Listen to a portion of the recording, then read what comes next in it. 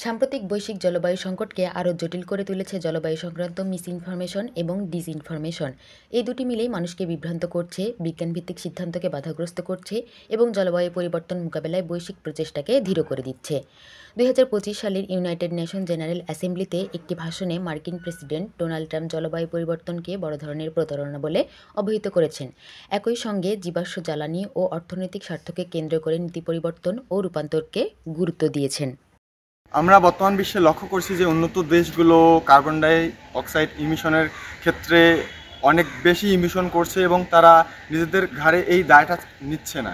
তারা আমাদেরকে একটা মিস ইনফরমেশন দিচ্ছে যে তারা এটার জন্য দায়ী নয়। কৃষিপ্রধান বাংলাদেশে জলবায়ু পরিবর্তনের প্রভাব স্পষ্ট। গুজবের ফলে বিভ্রান্তির শিকার হচ্ছেন সাধারণ কৃষকেরা। সরাই বলে যে আকাশ অমুক তারিখে বৃষ্টি হবে, সেই বৃষ্টি তো মনে করো দেখা গেল আমরা ওই চেষ্টা করি বলে এই যে নষ্ট হয়ে যাইবে, পরে দেখা যায় ওই গুজবে আর তো বৃষ্টি হয় না।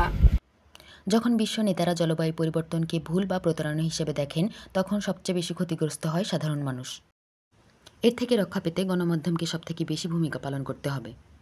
এই মানুষের মধ্যে যে ভুল তথ্য বা ভুল ধারণা আছে সেটা পরিবর্তনে বাংলাদেশের মিডিয়া গুরুত্বপূর্ণ ভূমিকা পালন করতে পারে এবং এক্ষেত্রে গণমাধ্যমকে প্রচুর পরিমাণে তথ্য দিতে হবে, সঠিক তথ্য জানাতে হবে এবং কোন চ্যানেল ব্যবহার করে মানুষ এই ইফেক্টিভ তথ্য দেওয়া যেতে পারে সেটা সম্পর্কে ধারণা নিতে হবে। তাহলেই বাংলাদেশের মানুষের মধ্যে জলবায়ু পরিবর্তনের নেতিবাচক প্রভাব সম্পর্কে মানুষ সচেতন হবে এবং জলবায়ু পরিবর্তন রোধ করার জন্য যা যা করণীয় সেগুলো তারা করবে।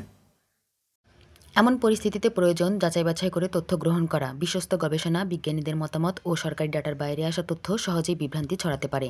গণমাধ্যমের দায়িত্ব সঠিক তথ্য তুলে ধরা এবং সচেতনতা তৈরি করা।